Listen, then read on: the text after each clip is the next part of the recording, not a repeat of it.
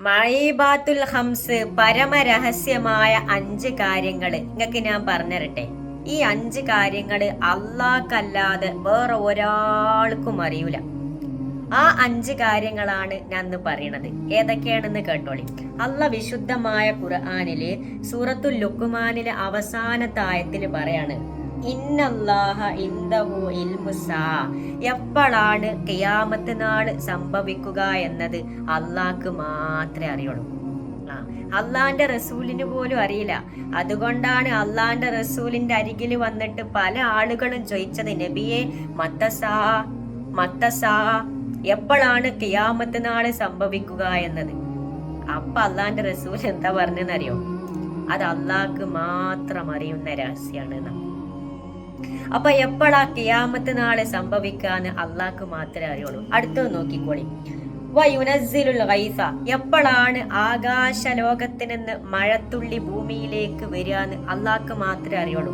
ഒരു കാലാവസ്ഥാ നിരീക്ഷണ കേന്ദ്രത്തിനും കഴിയൂല. നിങ്ങൾക്കറിയോ, കർഷകരുടെ കൃഷിയുടെ മുകളിൽ മഴമേഘം വന്നതിനെ കവി വർണ്ണിച്ചില്ലേ?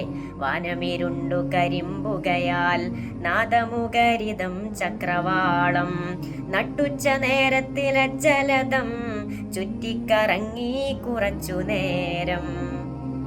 ആ കർഷകരുടെ കൃഷിയുടെ മുകളിൽ മഴമേഘം ഇങ്ങനെ കറുത്ത് ഇരുണ്ട് വന്നിട്ട് ഒരുമിച്ച് കൂടിയപ്പോ കർഷകര് വിചാരിച്ചുത്രേ, ഈ മഴ ഇപ്പൊ പെയ്യുന്നു. എന്നിട്ട് പെയ്തോ? എവിടെ? മണ്ണിലിറങ്ങുവാനാരുടെയോ സമ്മത സന്ദേശമെത്തിടാതെ പിന്നെ ആ നീരദം നീങ്ങി നീങ്ങി പിന്നിന്റെ ഭാരതയിൽ മറഞ്ഞു.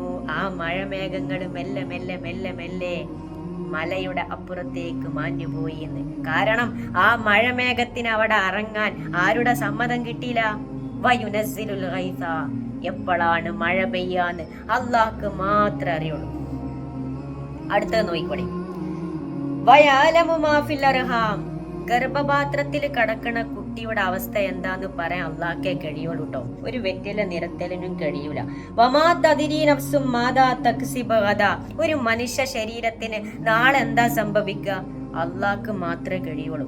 ഇന്ന് സൂര്യൻ നമ്മളെ തഴുകി തലോടി, നാളത്തെ സൂര്യന്റെ കിരണങ്ങൾ നമ്മൾ കാണോ? ഇല്ല. പറയാൻ അള്ളാഹ്ക്കേ കഴിയുള്ളൂ. അടുത്തത് നോക്കിക്കോളി.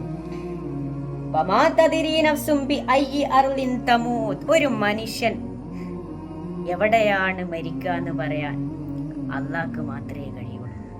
ഇതാണ് മഈബാത്തുൽ ഹംസ്, പരമരഹസ്യമായ 5 കാര്യങ്ങൾ അള്ളാഹ്ക്ക് മാത്രമേ അറിയുള്ളൂ.